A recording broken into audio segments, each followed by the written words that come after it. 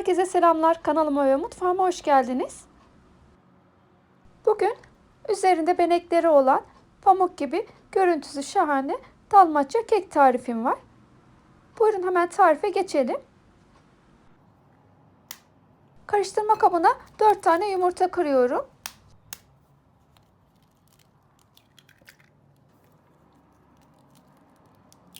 ...200 ml klasik su bardağıyla 1,5 su bardağı şeker ekliyorum.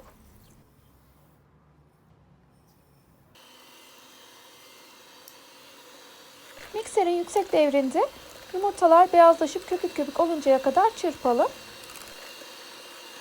Kek yapımındaki en önemli püf noktalarından biri de malzemelerin oda sıcaklığında olması. Dolapta olan malzemeleri dışarıya çıkarıp oda sıcaklığında bekletelim ve daha sonra kek yapımına başlayalım.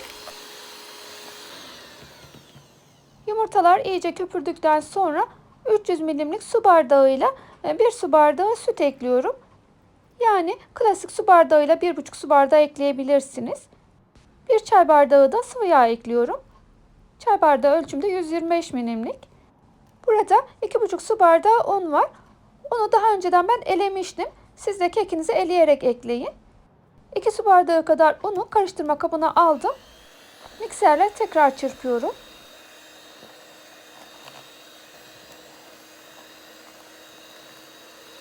İyice çırptıktan sonra kalan elenmiş unu da karıştırma kabına alalım.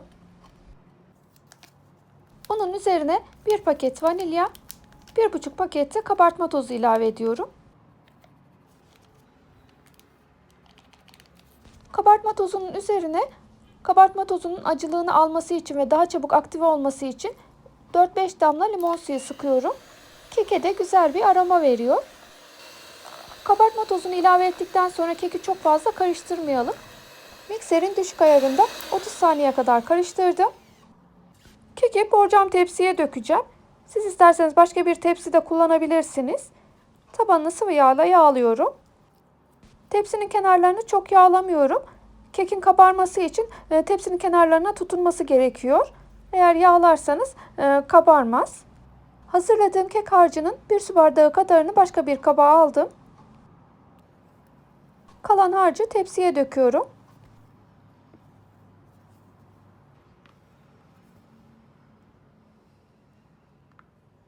Tepsiyi birkaç kez sert bir şekilde vurduralım ki içindeki hava çıksın. Şimdi kekin beneklerini yapmak için ayırdığım harcın içine 1 yemek kaşığı kadar kakao koydum. Kaşıkla karıştırıyorum. Kakao harcı koyulaştırdı. Yoğunluğunu biraz daha artırmak için içine böyle 1,5-2 yemek kaşığı kadar sıvı yağ döktüm. Ben zeytinyağı kullandım. Ayçiçek yağı da kullanabilirsiniz.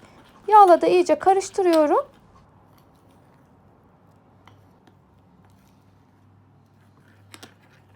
Benekleri yapmak için yaptığımız kek hamurundan biraz daha yoğun bir harç oluşturduk. Şimdi kek hamurunun üzerine beneklerini yapalım. Hazırladığım kakaolu harcı sıkma torbasına doldurdum. Torbanın ucunu da biraz kestim. Kek hamurunun üzerine böyle yuvarlak olacak şekilde azar azar sıkıyorum.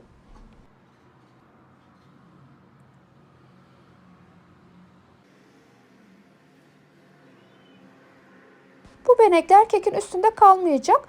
Yoğun olduğu için altına inecek. Eğer üstünde kalırsa üzeri çok kızardığı için üzerinde zaten çok belli olmaz. Altını kızartmayacağız mı diyenler olabilir. Tabii ki iyice altını da üstünde kızartacağız ama tepsiye gördüğünüz gibi yağlı kağıt sermedim. Çok az yağla yağladım. Altı çok kızarsa bile kızarmış kısım tepside kalacak. Dilimleri aldığınızda kekin altı benekli benekli daha güzel görünecek.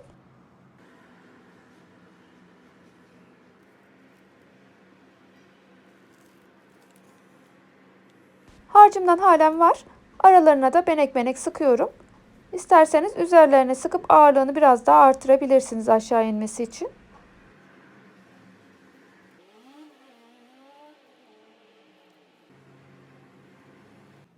Beneklerin alta daha kolay inebilmesi için bir çöp şişle böyle benekleri açarak aşağıya doğru ittiriyorum.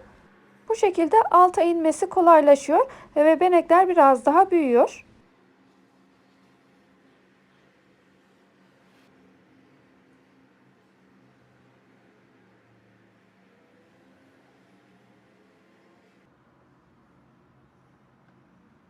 Fırını da 180 dereceye ayarladım.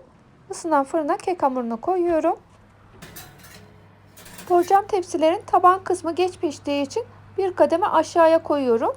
Yaklaşık 35-40 dakikada pişiyor. Fırına göre pişme süresi değişebilir. İlk 30 dakika fırının kapağını hiç açmayın. 35-40 dakikadan sonra kürdan ya da bıçak yardımıyla içinin pişip pişmediğini kontrol edebilirsiniz.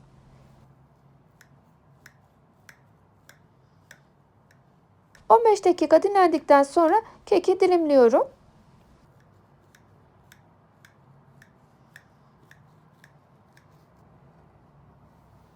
Altı üstü güzelce kızardı. Pamuk gibi de çok güzel olmuş. Şöyle göstereyim. Kekim halen ılık.